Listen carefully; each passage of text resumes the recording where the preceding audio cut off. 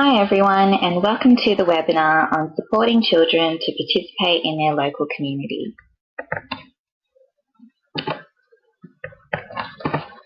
My name is Sanjna and I will be your host for this webinar. Just a bit about myself.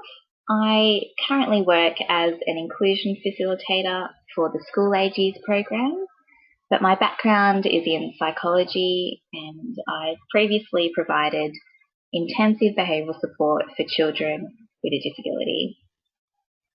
That's a bit about myself. Let's get started.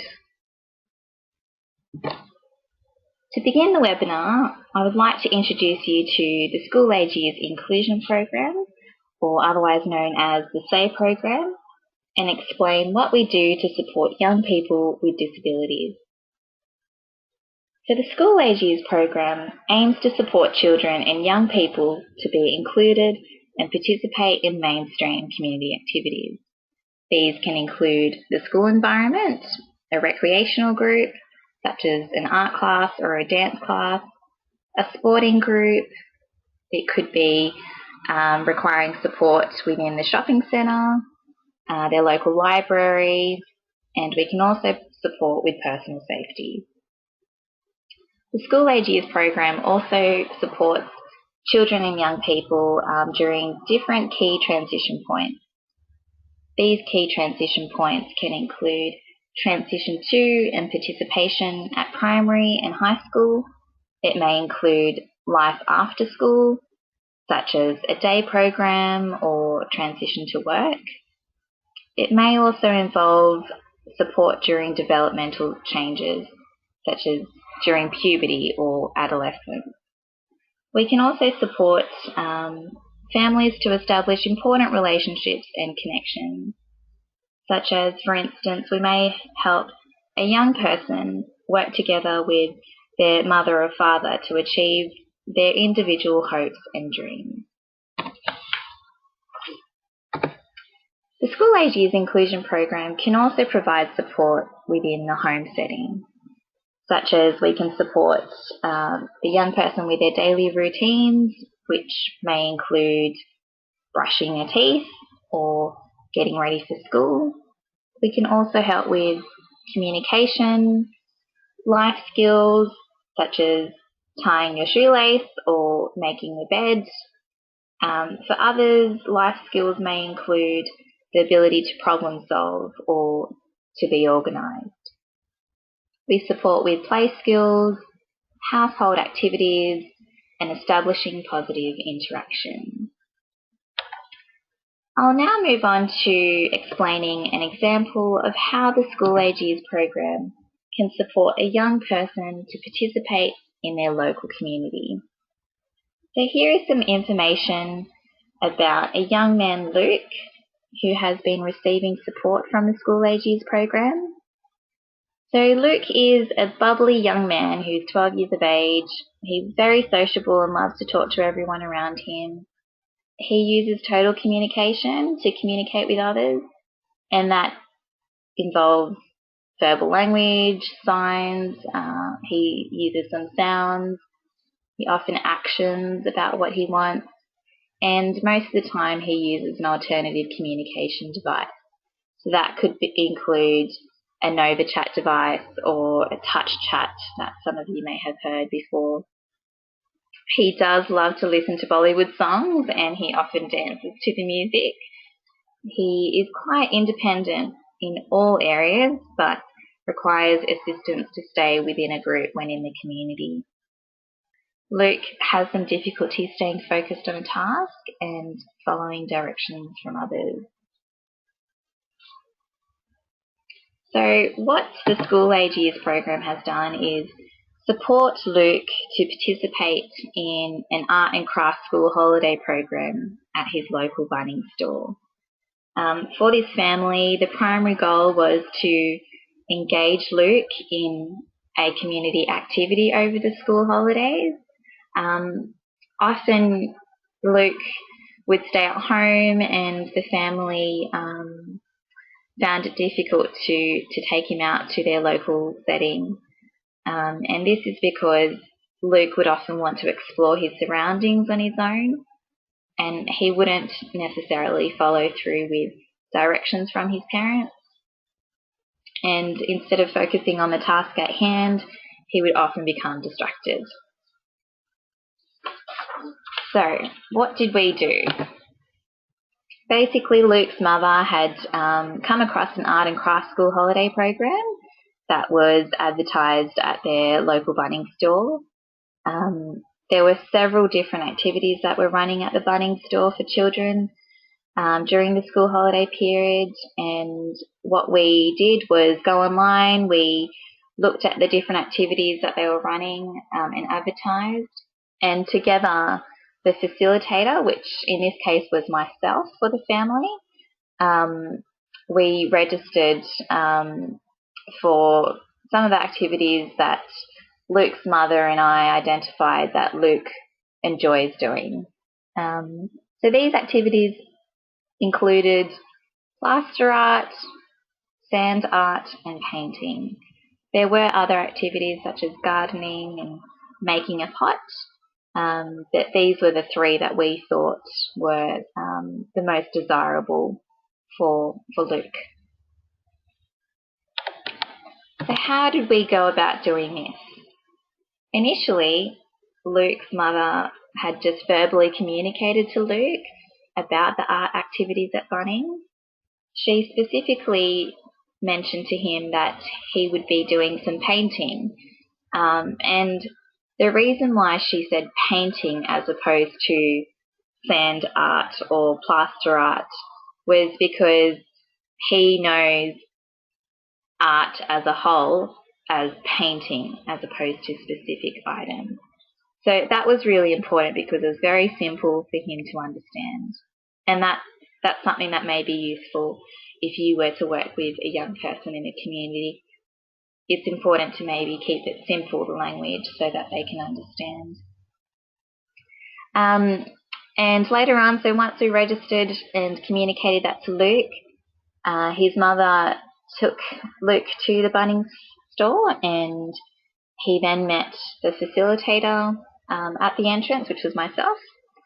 We communicated to Luke that as soon as we're in the Bunnings store, it's important for him to hold either his mum's hand or the facilitator's hand when walking around in Bunnings.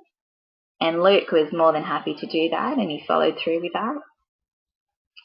Upon arrival of each day of the art group, Luke independently greeted the Bunnings staff member, and he selected a table to sit down at.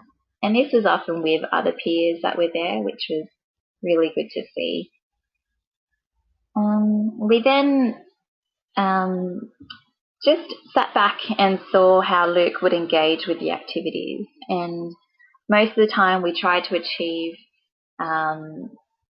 we allowed him to be independent and make sure that he would request for help as opposed to either the facilitator or the mother jumping in and helping him. So, and that worked really well. He was able to request for help when he needed it. And what might happen in some situations is the young person might not necessarily know how to say help. So that might give someone an opportunity to either prompt the young person to say help, either verbally, or if there is an alternative communication device present, then you might use a picture that says help, or signing for help.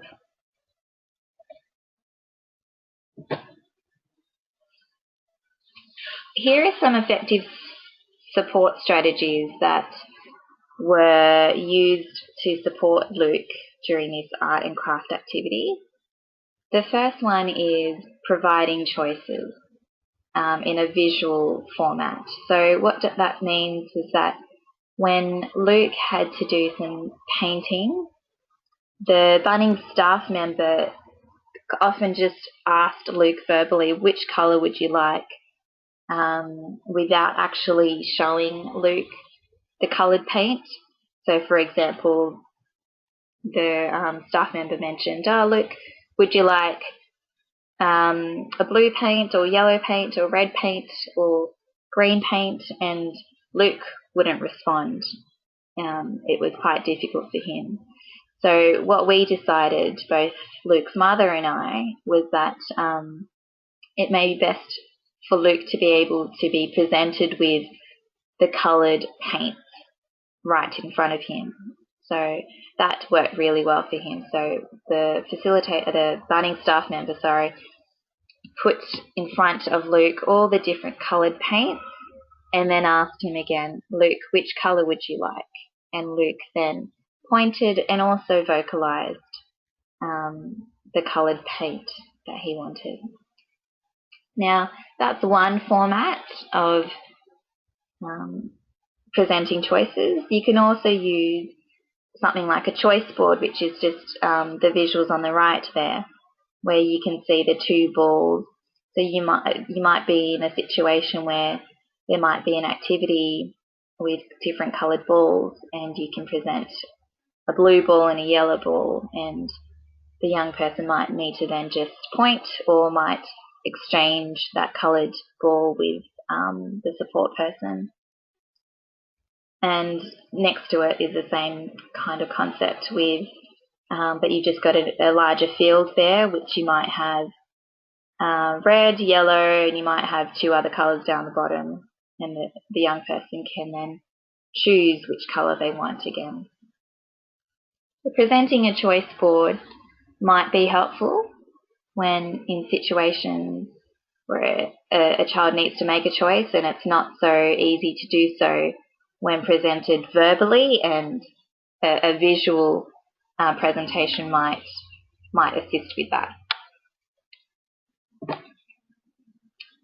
Hand-over-hand support was also quite effective with supporting Luke with this art and craft activity at Bunnings.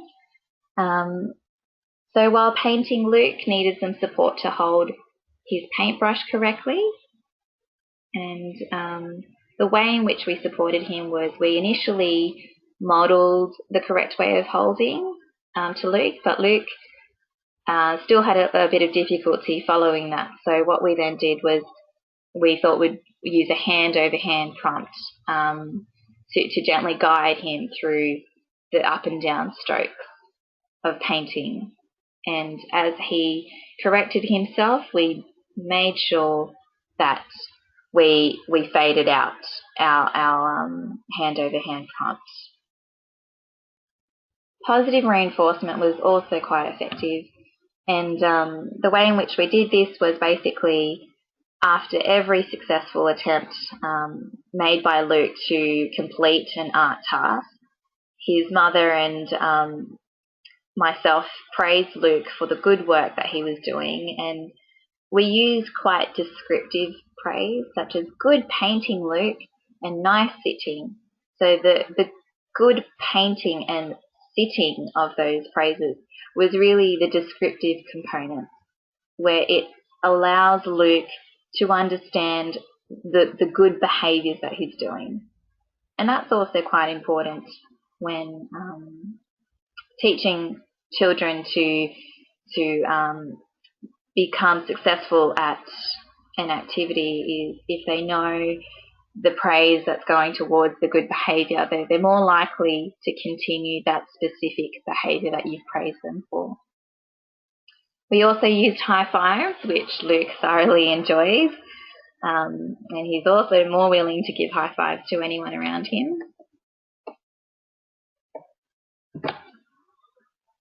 Some other effective strategies, basically prior to planning the community outing, the facilitator ensured that Luke was familiar with the facilitator and her role. Now, the way in which I did this was we scheduled actually regular home visits with the family to build a relationship with Luke. And so sometimes it was me just going over to the family home,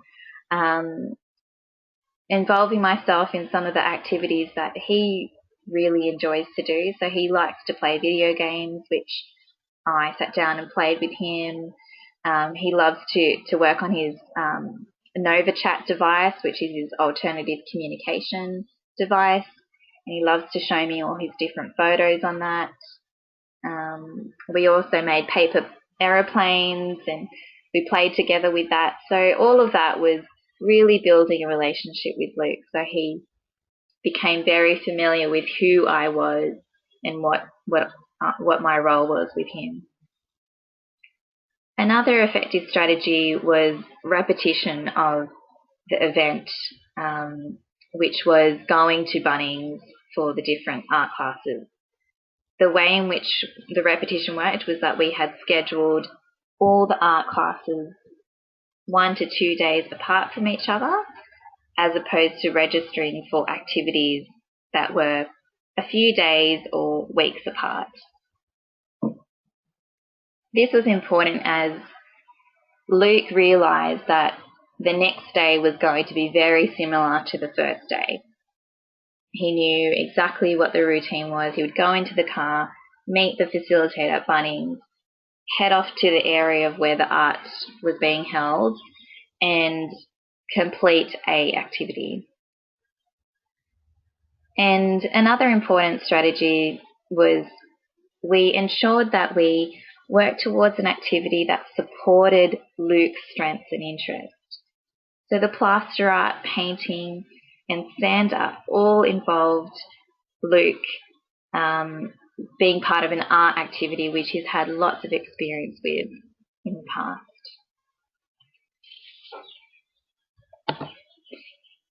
Here is a little insight into the family's experience. So his mother mentioned that overall it was wonderful, as I would not have been able to take Luke to the event if the facilitator was not with me. She mentioned that having another person to accompany her and Luke was helpful, as it helped build more confidence with having a go trying to take him out to a community event. She also mentioned that just the presence of the facilitator helped Luke to comply with instructions. And I'm sure many other people would find that if there's kind of like a teacher role or someone else that's other than the parent, often children tend to put on their best behaviour. So that worked for Luke. And overall, Luke was able to successfully participate in a mainstream school holiday art activity, which she has never been able to do that before with Luke. And so it was just a very happy experience for her. And below that you can see those pictures, that's actually Luke's artwork from that school holiday program. So you can see that the first one is his sand art, which is actually his hand. He did need some help with scrunching those crepe paper, making it into balls, but he enjoyed doing that. The next one was his plaster art, and the last one is painting, which is an Aboriginal type of dot painting, which is meant to be a tree, and he was really good at using a cotton bud to make those dots.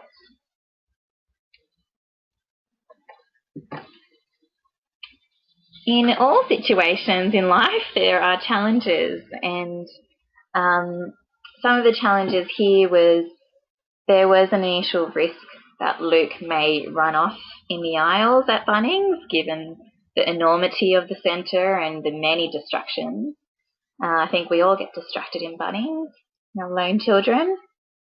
So one example was that Luke did become distracted at the play area at Bunnings, and on one occasion he did run off to that play area after completing an art activity. The problem was that he had not informed his mother, and initially he was holding her hand but just let go and ran off. So what we did, we knew he was going to the play area, so we kind of just let him go there, as opposed to making a big deal and bolting after him and screaming at the other side of the store. So as soon as we approached the play area, we discussed about providing a consequence. Now the consequence involved not allowing access to the play area until Luke followed through with his mother's direction. This was really important because this was one of the most difficult parts of taking Luke to the community that his mother had expressed before. And therefore, we wanted to make sure that Luke understands that, okay, this is not the right way to behave when you're outside, and there will be a consequence that follows. So what we did was his mother explained to him what he had done wrong, and that was to go against her wishes, and explain that if he would like to play in the play area, then he would first need to sit down with Mum and the facilitator for 10 seconds before going to the play area. The way in which we achieved this was basically, we said, okay, you need to sit down first on the chair and you need to count to 10. So that's where the 10 seconds came into place. It enabled him to actively do something, and we knew he could count to 10, so it was an achievable task. It wasn't something complicated. And he did that and then was able to play in the play area. The purpose of that was basically for him to understand that if you don't follow through with an instruction directed by Mum, then there will be a consequence. And if you do the right thing, then you get rewarded for doing the right thing. And he clearly understood that by doing that. The next day was really good because he actually he responded really well after we completed the art task. He held his mum's hand and went to the play area quite nicely. So that was probably a really good learning experience for him.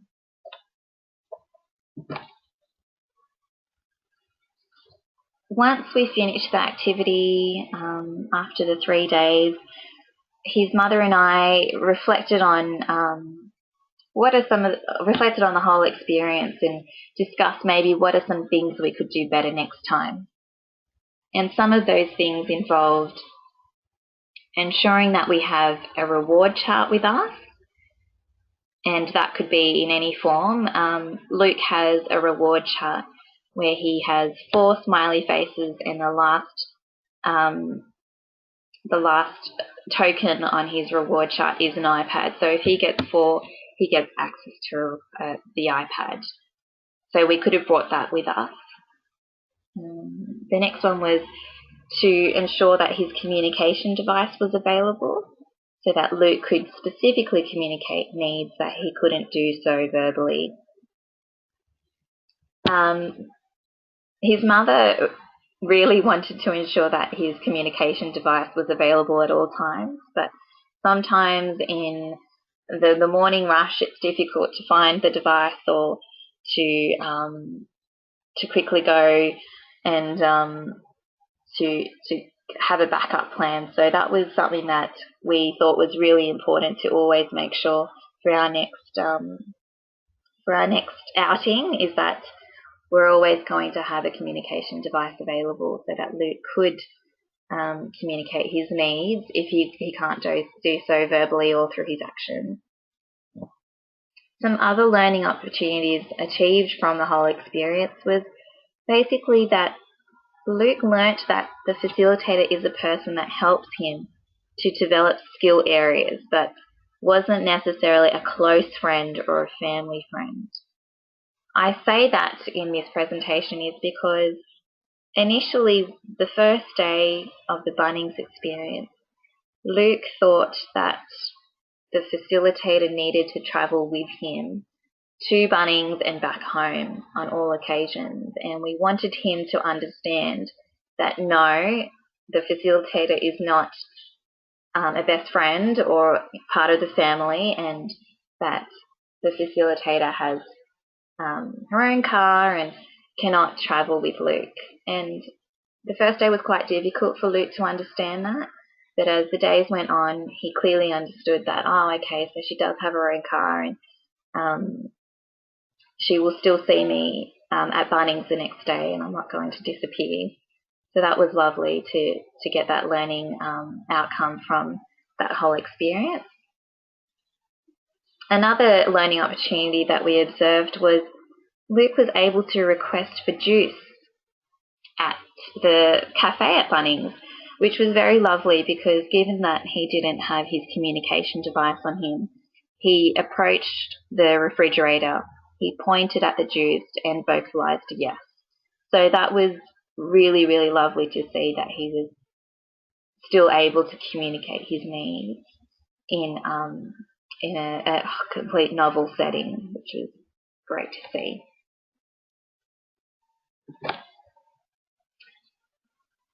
So that's pretty much the story of Luke and how the School Age Years program supported him. Now here are some other resources which might be beneficial for yourself to access if wanting some support in different areas. So if you're wanting some support with finding some visual sequences, and this could be maybe for dressing or for brushing your teeth or for toilet training, then this website's a really good website. For social stories, if you're wanting to create a social story prior to going out on an outing, for instance, if you're wanting to go to the library and you want to know how to create a social story about preparing your child or the young person to go to the library, these are some really good websites that you can access to get some ideas of how to write a social story and what a social story is. The next website is by Sulaki, which explains some tips for working and engaging with children with special needs. So understanding things like what motivates them, maybe setting up some environmental strategies that might help with supporting the young person. And the last website is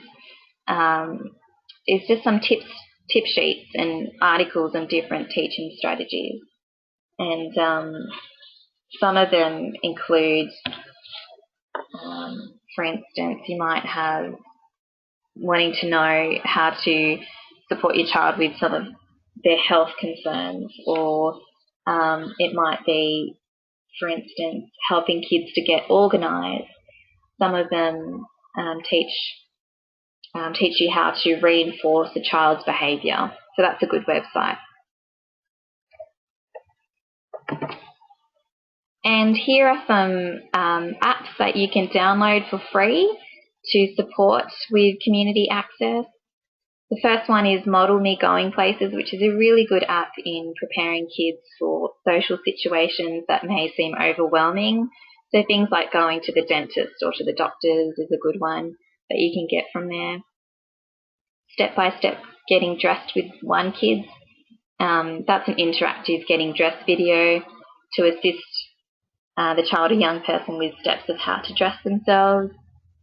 Moody Me is an application that tracks emotions and moods of the child. Autism Express is another good app which shows different emotions that may assist a young person in identifying how they feel at a specific time. Social Stories Creator allows you to create social stories for the young person. A sound time is also quite handy too, as it allows you to for the young person to look at the timer and understand when it's going to finish, because they can see the sand just dripping down, and there's also a sound to support the ending of that timer. And Key Signs is an app that has that models all the various signs. That's pretty much all resources that I hope you might find useful.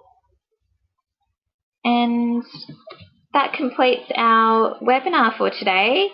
If you have any questions about the webinar, or if you would like further information about the School Age Years program, please don't hesitate to contact us via email at say@lifestart.org.au or via our phone number. And I just suggest overall, everyone have a go, be prepared beforehand, acknowledge that there are going to be challenges, but just work through it as you go. And the opportunities are endless. So thanks everyone for listening.